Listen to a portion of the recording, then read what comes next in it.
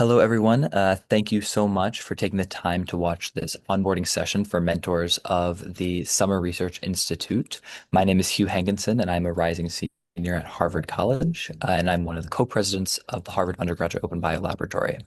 In this brief session, we will discuss who we are as Open Bio, the overview of the SRI program, and expectations for mentors, as well as a number of FAQs regarding the responsibilities for mentors in this program. If over the course of this session, you have any questions, please feel free to reach out at any time to the SRI team, and we'll get back to you as soon as we can. Thank you very much. So OpenBio's mission, we are a undergraduate organization at Harvard, and our mission is to change the model of biomedical research, not just at Harvard, but in Boston and across the country and world where we can, by making the resources, funding, and opportunities available to as many students as possible to do impactful research. We seek to extend this mission through SRI, which we see as a core component of our outreach to high school students and our impact beyond campus in Boston. We believe that the democratization of resources, the democratization of opportunities should be available to all, especially those in underserved communities.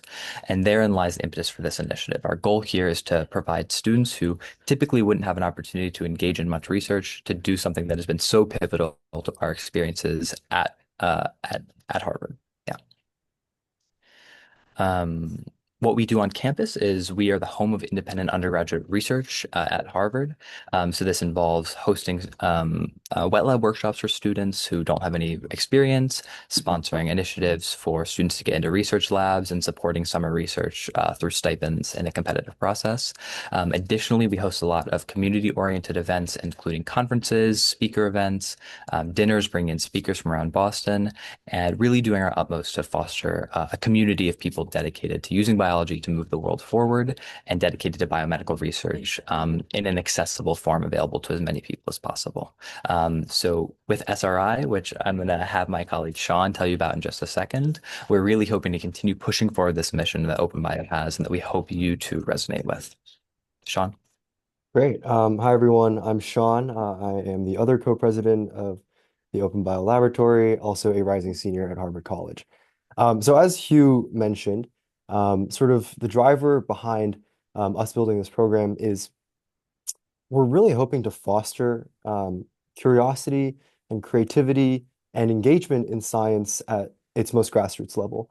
And so through SRI, we hope to do that. We hoped last year to build a virtual research introduction for students all across the world, particularly for those coming from underserved communities, completely free of cost. And last summer, we built that out, and our cohort consisted of 71 one-to-one pairings, and each of these pairings produced a paper that was published in the Young Researcher, which is an index journal that we published with, and we had a wonderful time. And we're running this again this summer. Thank you all for being in participation. And the gist of the program is we have our student cohort work with you, the mentors, and essentially serving as the gateway for these students into their first sort of bit of science, empowering them to take their curiosity beyond just simple curiosity and giving them sort of like the tangible first step into this path. And yeah, so appealing to passion for democratizing science across several subject areas in natural physical sciences. Yes, that's what we're doing. We're matching students to you from across the globe.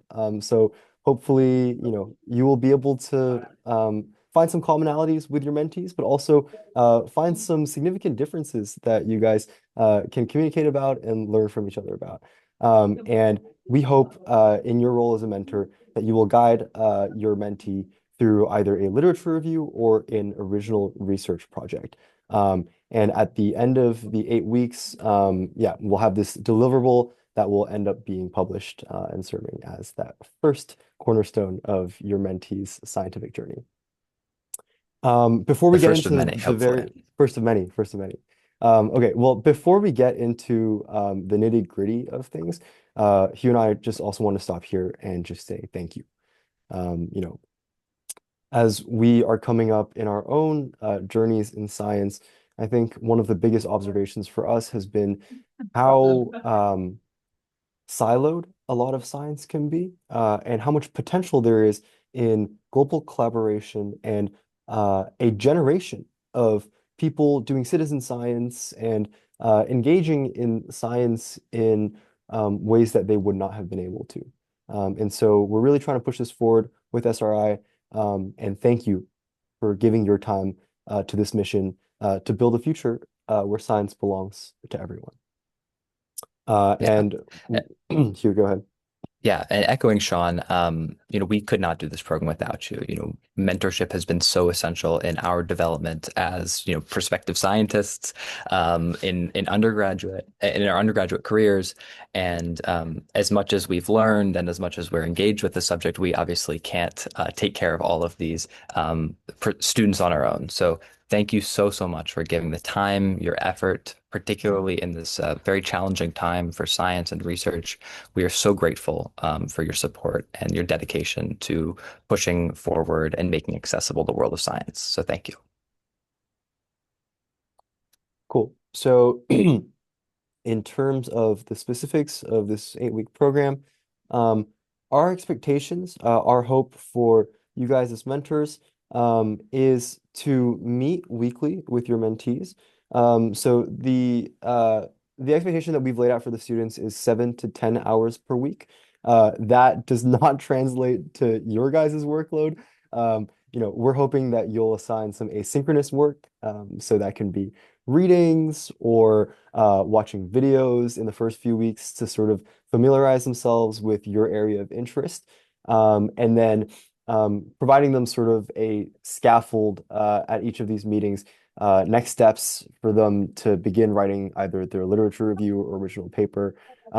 If you find a student that is incredibly, incredibly engaged, we hope that you'll give back some time to them, some additional time to them, to, yeah, just, really engage in that mentorship and teach them a couple of things that they wouldn't otherwise be able to pick up. Um, on their end, they also have weekly programming hosted by our team. So this is lectures from professors sort of in the Harvard bubble. Last year, we had Connie Sepko, who spoke, Rosalind Siegel, who spoke, and yeah, we found them to be very, very enlightening conversations. You're welcome to join those as well. Obviously, not an expectation, but if you find interest, please come join us. The Zoom links will be in the Slack for you.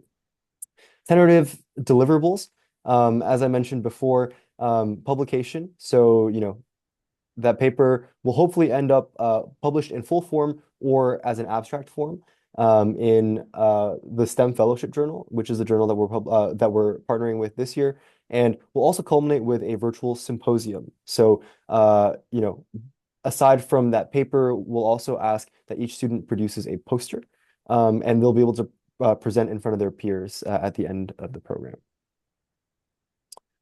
Um, Hugh, you want to start us off Yes. with All some right. of the FAQs? So this was just kind of an overview of what the project looks like, and you likely have many kind of questions, so we're hoping to break them down into a few digestible FAQs.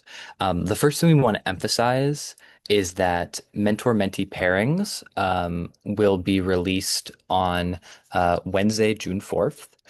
So both mentors, yourselves, and the mentees will know who have been matched with. And our expectation is that mentees will write to mentors first. So please keep a lookout for a message from your mentee.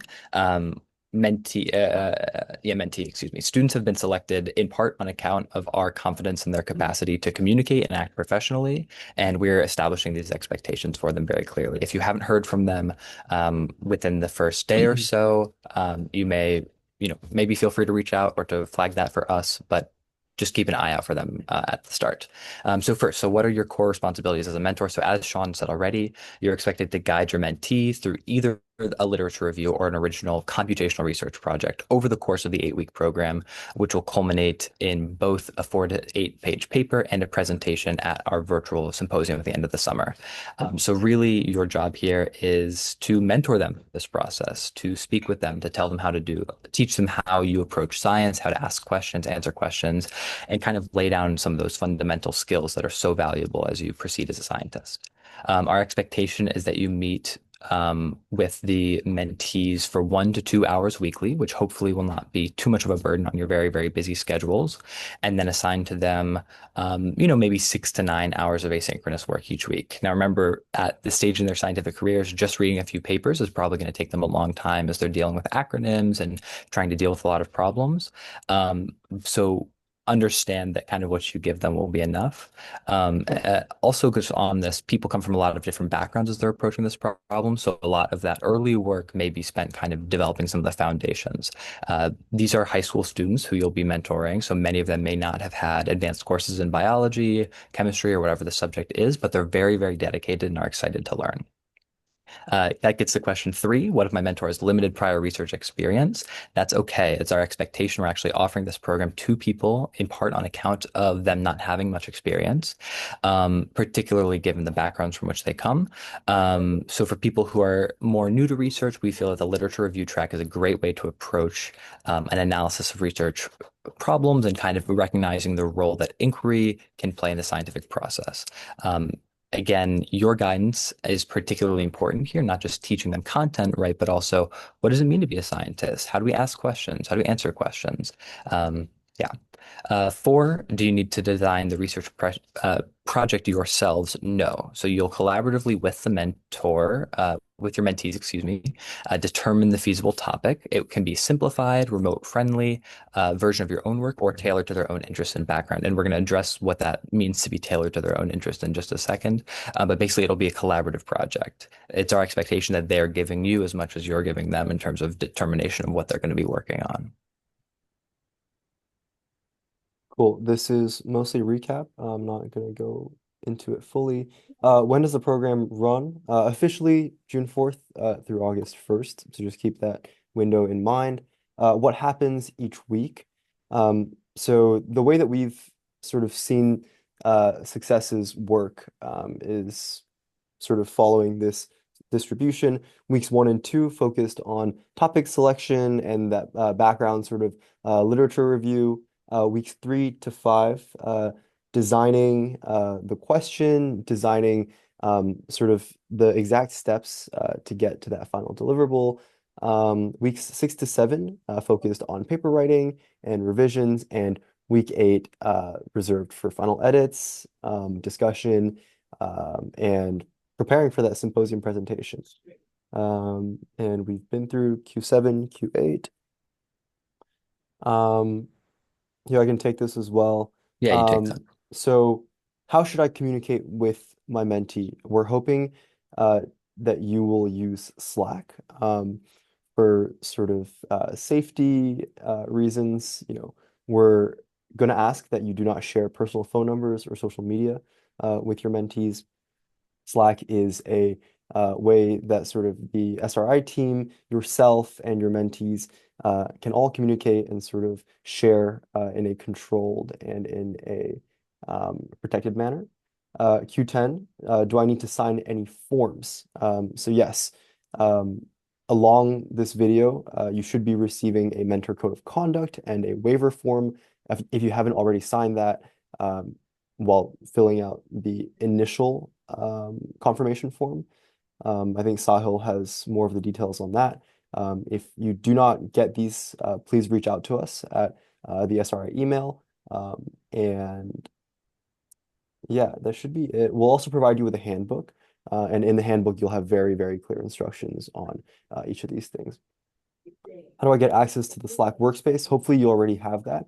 But if not, please email our program directors, Sahil Sood at college.harvard.edu and Alex Mareb at college.harvard.edu. And if you CC exec at harvardopenbio.org, Hugh, myself, and the rest of our team will also see that and will be able to follow up. Running into issues with your mentee, hopefully you don't But inevitably, sometimes there is a lack of accountability here and there, and lack of communication. If you do run into issues, we hope that you do not solely take it upon yourself. Please contact us again through the SRI email. We're on that 24/7 to monitor, and our team will be there available for any concerns, logistical help that you may need.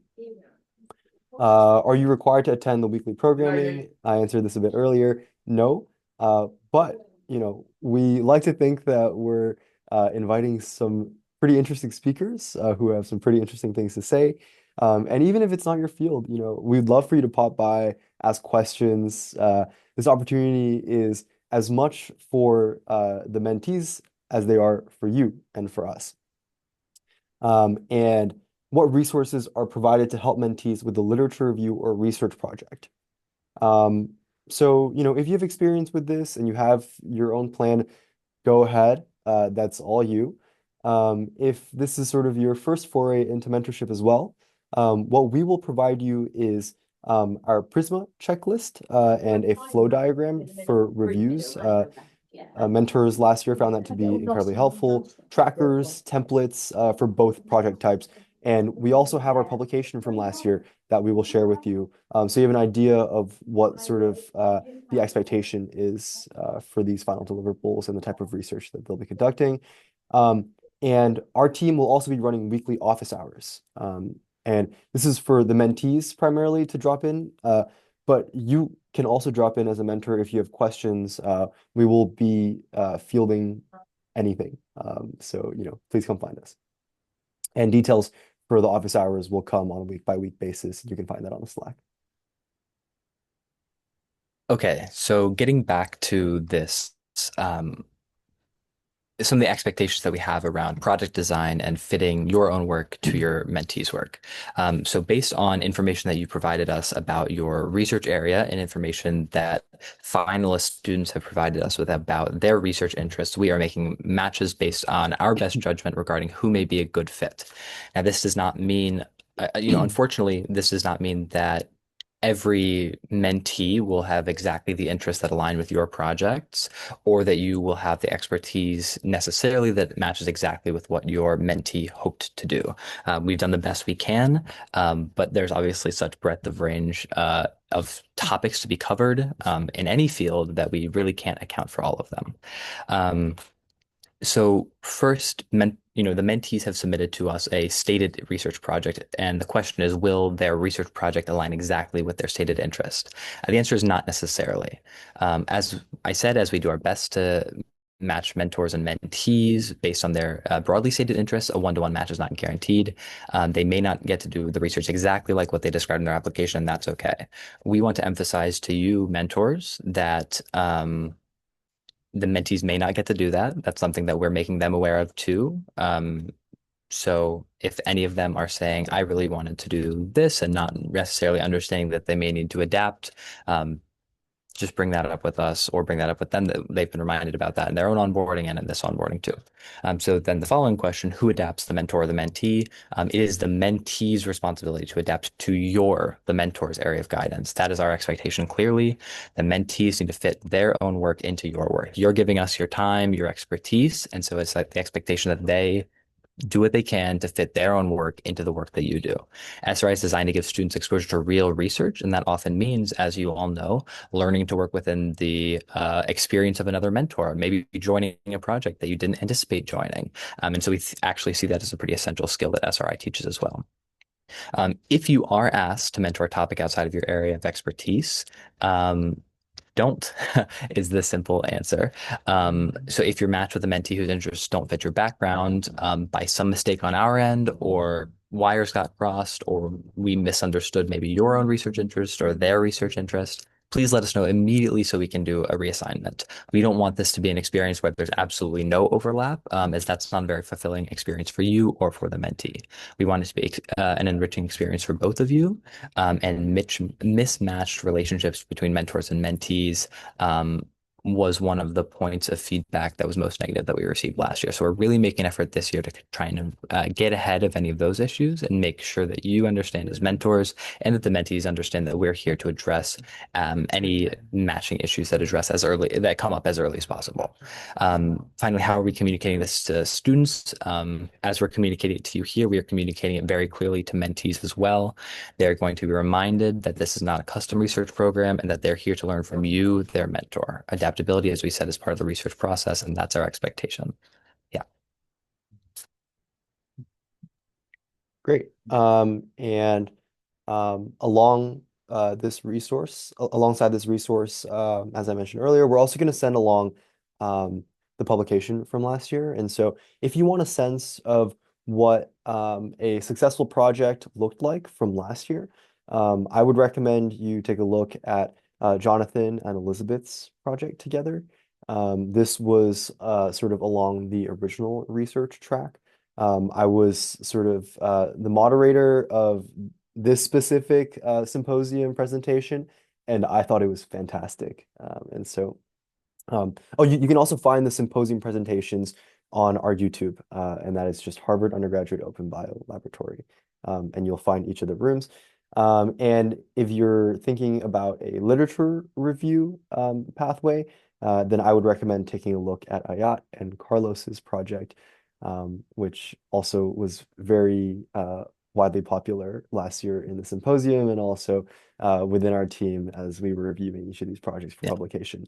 Yeah, and you'll have access to the full publication, so feel free to also just scroll through and hopefully you can appreciate the breadth, but also the depth of each of these projects and the scope that we were able to achieve. And I think to close, we just want to say another big thank you. This mission is incredibly important to us, and we hope you will engage in the same way and feel the same way. I remember at the conclusion of last year's program, we received just like an overwhelming influx of positivity and gratitude, both from our team, but also from the mentees and the mentors. Um, Overall, it was just a fantastic experience for everyone. And being able to contribute to this mission has been the privilege of our entire college careers. And so, again, thank you very, very much. And if you have any questions, we are always available, sri@harvardopenbio.org, or the exact email, either of those work. And yeah, with that, we'll sign off. And thank you again. Thank you so much, everyone. Really, really appreciate it. Excited to work with you this summer.